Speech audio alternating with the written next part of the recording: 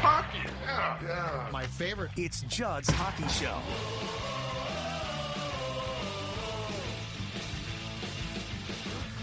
Hey, and welcome into Judd's Hockey Show. Doing this late on a Sunday night. Judd and Declan Goff, because the Wild played 2 games since we last talked to you. Beat the Anaheim Ducks in their reverse retros on Saturday by a final of 5-4. In a game that was probably closer than you would like, and played a crazy game Sunday afternoon against the Dallas Stars, which a lot of people probably missed because they were watching the Vikings. Wild up 5-1 in that game at one point. Dallas came back to tie it 5-5 in the third period before the Wild won in a shootout. All 3 of their shooters in the shootout scored 6-5. So long story short, a lot to get here to, Dex, as far as intrigue from the weekend goes. But the Wild is now sitting in third place in the Central Division with the accumulation of points. They have been on a nice hot streak here that extended from winning the last, I believe, 3 or 4 of the 7-game homestand, and then starting with a road trip that they are on, and today's win. What was your main takeaway from what was a completely crazy game in Dallas on Sunday?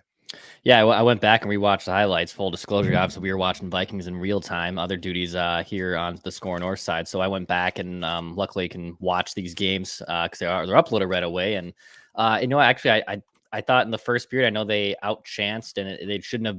The score shouldn't have been the Wild up or shouldn't have gotten big ahead. But I liked the Wild's game up until about the 15-minute mark of the third period.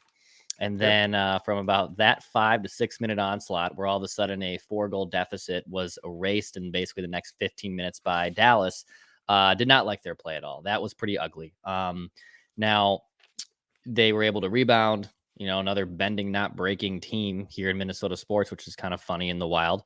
But they've also, I think I'm more looking at the last 4 games, and I'm more looking at them kind of now having a little bit more of an identity to their season, that they've won 4 straight. And all of a sudden, now that they're in third place in the Central Division, maybe this starts a little bit of a winning trend here with you winning 4 in a row. Regardless of the kind of collapse that happened against the Stars, which I'm sure we're about to get into here, I kind of look at the bigger picture and say, hey, you've won 4 straight. You got 8 points in your last 4 games. That's pretty damn good after kind of just being a lackadaisical team over the first 2 months of the season. So I'm taking probably more of an optimistic view of just their play overall. But I mean, I completely understand why the last 15 minutes of regulation against Dallas does obviously put up some causes for concern. Yeah, this is a weird team. So they lost 3 consecutive to fall to 7-8-2 at the start of the 7-game homestand, excuse me, and since then have rebounded to win 6 of 7. This extends, as far as I'm concerned, for the weekend back to the Ducks game, because Dean Evison didn't mince words. He ordinarily tries to take a pretty positive narrative of games, and he fully admitted Saturday they didn't play well. I mean, the first 2 periods were inexcusably poor. The Ducks are an up-and-coming team eventually, but they're terrible right now. Yeah. And the first 40 minutes of play in that game were putrid, absolutely putrid. The third period, the Wild turned it on. They won. It was a nice win, but nonetheless, Dean wasn't thrilled. And it sounds like there was some harsh words, perhaps, in between the second and third period. Now, I did frame the question, excuse me, finally, after that game, because Dean was being pretty open about it, about, he wasn't pleased. And he was right. I mean, 1,000% right. I was glad we didn't get BS from him. But I finally framed the question of, your identity. How do you get it all the time? Because I mean, this is, again, for the whole thing of, and I'm hearing it less now, but for the whole thing of, well, the Wild's trying to find its identity. And my question to Dean was, what it is. What you got to do is get it, right? So like, this isn't and I will say this, the Ryan Reaves trade goes a long way towards the Judd thing of, okay, have somebody come and put a boot in their butt and basically say, this is us. And so Dean, it was interesting because he tried to control the narrative then.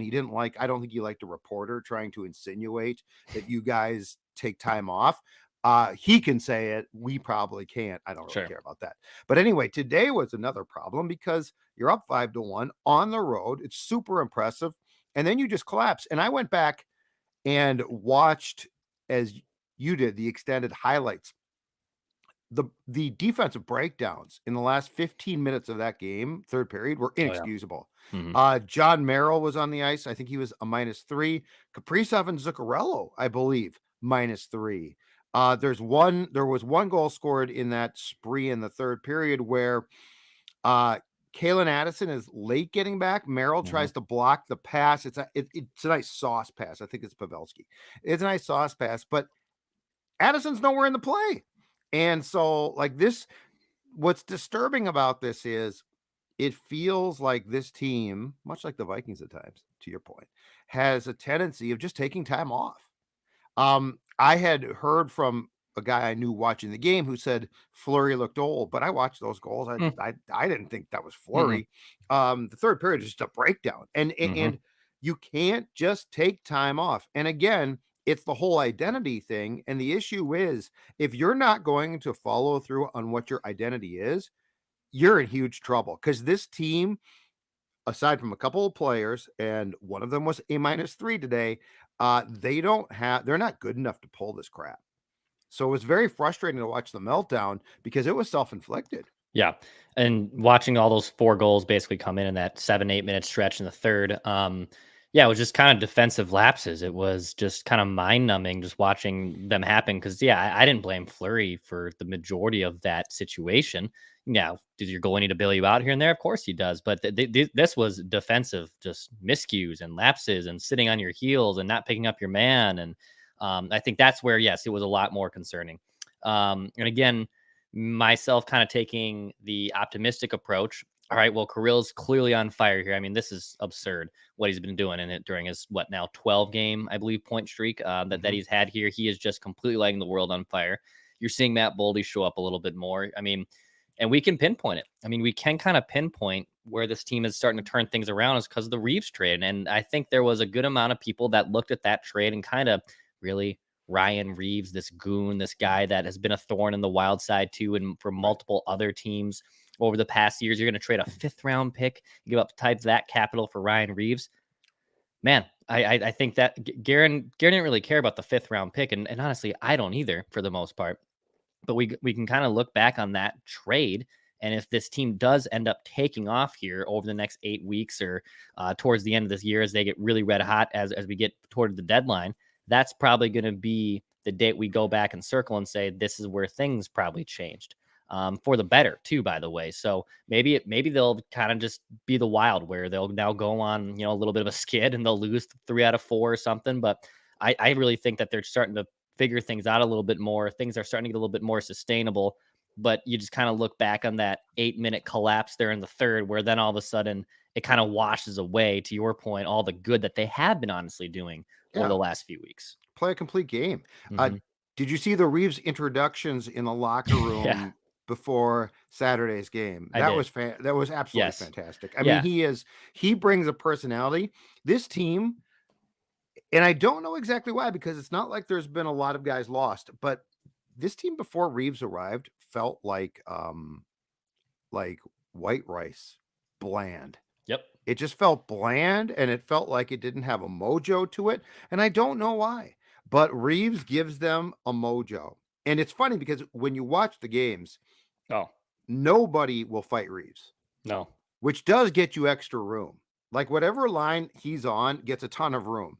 Um, Foligno guys don't want to fight necessarily, but they'll fight him, no Yep. problem. I know what you mean. Reeves, nobody, like, he's taunting guys, nobody wants the smoke. So it's sort of funny to watch. But yeah, as far as when I watched him do announce the lineups for the Ducks game, it's hilarious. And he's doing the Michael Buffer. All of this, I guess, is a long way of saying I think, as far as the chemistry goes, it's pretty important. Hmm. And yes, it definitely gives them a mojo and an attitude that this team totally lacked. I just now want to see them put together complete games.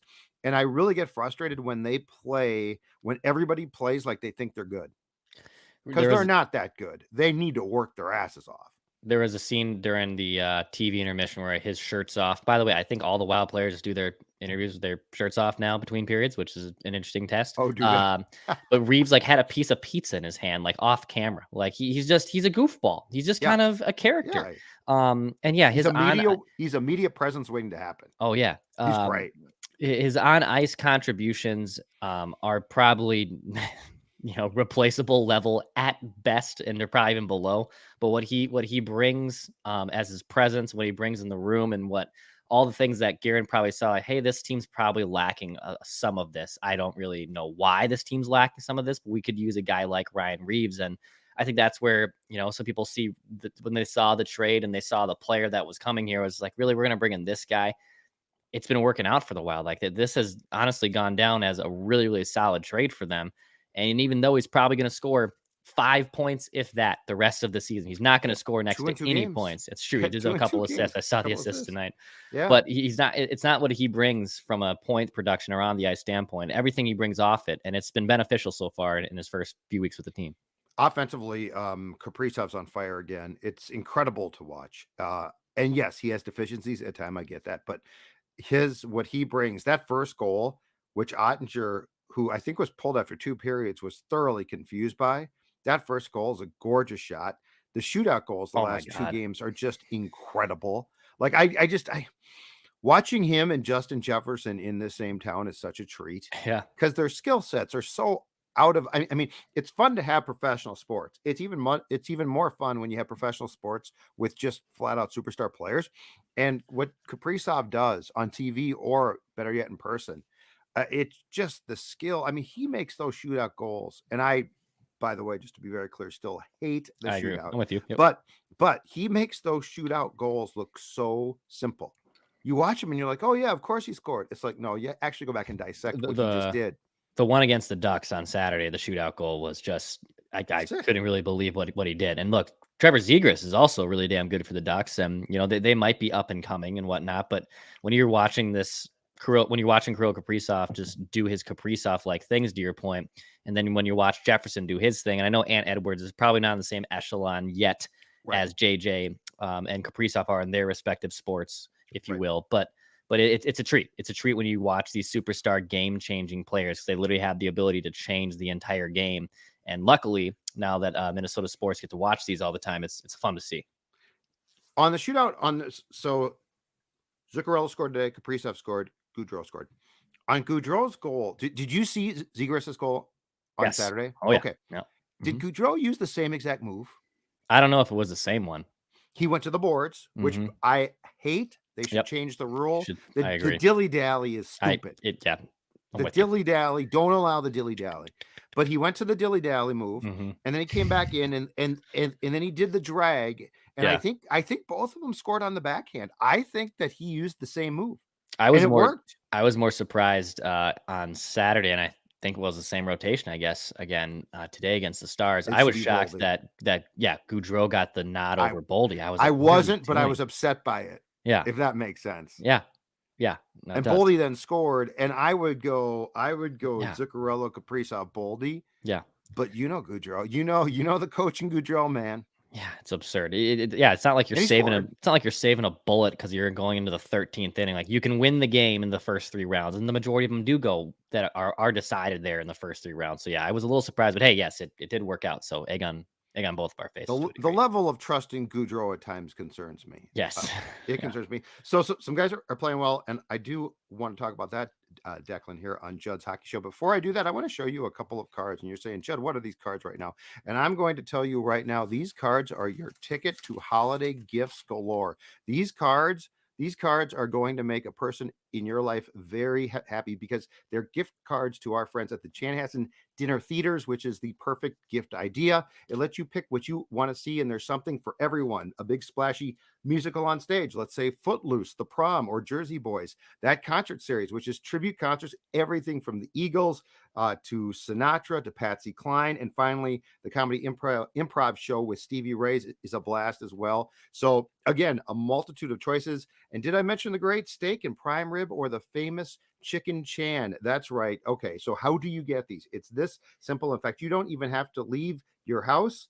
You can call 952-934-1525, 952-934-1525, or visit chanhassendt.com, chanhassendt.com. Of course, you can also go there and get them in person. But if you want to buy them online, chanhassendt.com, these are a fantastic gift. And again, someone will absolutely love it. And it involves a lot of choices. ChanhassenDT.com. One observation I have for you, and this is a guy that we both dump on a lot, but I feel like the last two games I've seen something, and he goes through these spells. Jordan Greenway. It feels like the last two games, he's sort of back. He's back on that Eck line, where there's no question. There's almost a weird comfort. But Jordan Greenway in the last two games, I think, has played well. He scored today. And when he's playing well and he influences games, I guess my frustration, Declan, is he doesn't do that enough. But I think we're back into a spurt now, or a cycle where Jordan Greenway is contributing. Yeah, I mean, he's probably a little motivated because he was so banged up and basically missed the first fourth of the season or so. So I understand that to a degree, but how sustainable is this? Is this just another Greenway run, like that we've seen a lot of times? He's diet Charlie Coyle to a degree. And I would hope that maybe it's something consistent. Look, he's got great chemistry with Foligno and Eck, and that line again being reunited is good news for the Wild.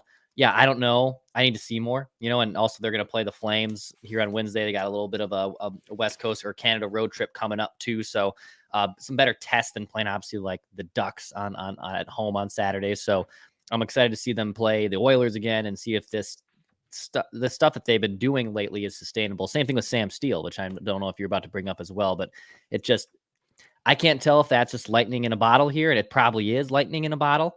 But of all the guys that they have put there this year, he's made the most of that opportunity. Hartman got hurt, and Goudreau and Jost, who got waived for God's sakes, no one really took that and ran with it by the horns. So far, it's been Steele. Now, we saw it from Victor Rask at times last year, where he was playing really well on that line, or playing well with Kaprizov and Zuccarello before. Now, I think Steele's a better skater than Victor Rask is, but is the Sam Steele thing legit? Is Sam Steele going to be a Ryan Hartman where he scores 35 goals out of complete left field and no one saw coming?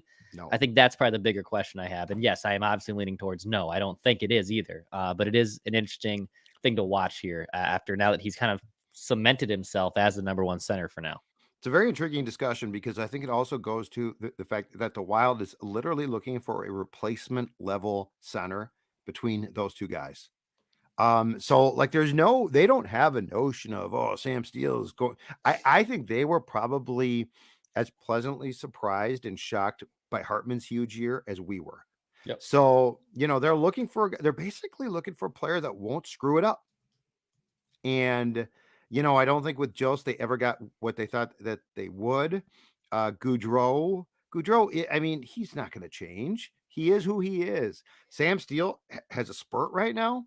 But do I think he's going to be good? No, probably not. And eventually it'll be very intriguing to see how Marco Rossi does at Iowa, because he could come back and play there too. So there's a lot of ways that this could go. This team really intrigues me, because they definitely go on runs. I don't think they're a great team by any means. I don't think they're super talented. They have a superstar and they have a few really nice players. But at the end of the day, I don't know what you're going to get, because that Ducks game was a mess. For 40 minutes, it was awful. Right. Today, for 40 and then plus about 5 for 45 minutes, the Wild's lights out in Dallas. And, keep in mind, Dallas is in first place. Dallas has played well. And then they completely fall apart and come back to win in the shootout. So this team has me thoroughly confused. Mm-hmm. I know they're not that great. I know that they have to work hard to win. But I guess my question is, what's the usual effort going to be? And that one I can't answer for you yet. Just looking at Steele's numbers with Kirill and Matt Zuccarello here. So Corsi 4 with those players. You can kind of sort this with your teammates. 63% with Kirill, which is absurd. I mean, that's tilting the ice 2/3 of the way on the offensive zone. Basically, you're generating so many more shots than you're allowing. Without Kirill on the ice, and Sam Steele has spent 200 minutes without Kirill. He spent 100 minutes with Kirill. And those minutes without it is a 45%. So it's a 20% drop off when he hasn't been playing with Kirill Kaprizov. And that goes to show how great Zuccarello and Kaprizov are, and can you get the replacement level centers with those two guys? Right. And again, I don't think it's sustainable. I don't know if Sam Steele's going to be thought about as this great number one center. I like the move of getting him. No, it's just like when they got Tyson Joe. I like that he was a former first round pick. Maybe there's Sure. something to be had here. Love that for him. But I'm still waiting to see if this is a legitimate option between Kirill and Zuccarello. When you're up against the cap, I think your key is to try and find like former first round picks who have washed out and give them chances. And, if Sam Steele just proves to be a serviceable player, that's great. I do want to say my favorite goal that I saw today in the Stars Wild game. And by the way, Stars throwback jerseys, reverse retros. Bravo. You like Those are those the ones? old school. Yeah, I do like those a lot. Those are essentially the ripoff of what the North Stars wore last year. They've been tweaked on the colors and stuff, but I did like those. My favorite goal though, Connor Dewar's goal, because it's a short handed goal. It's the fifth one, which by the way, the Wild now leads the league in shorties. Good for them. They were focusing on trying to improve. They definitely have on the penalty kill in some ways, but I like to see Ryan Suter half-assing it. Did you see that? Yeah, I saw it. So Mason Shaw basically gets a breakout pass to the neutral zone, and Dewar's going at a pretty good clip, and Ryan Suter's like, I ain't gonna catch him. Love to see suits being suits. I saw him too getting tangled up with Foligno towards the end of regulation, I think too. And man, I would love to hear what Marcus Foligno said or even had to say about his time with Ryan Suter. But yes, I noticed that. I saw the back checking. I even saw when I saw the little dust up with Foligno, I even thought of you and thought the same thing. Oh, there's 20. There he is. Yep. Last thing. Yeah. Eriksson Ek. Mhm. Eriksson Ek of late has been money, man. God, has he played well. I mean, dare I say he's been probably their second best player this season.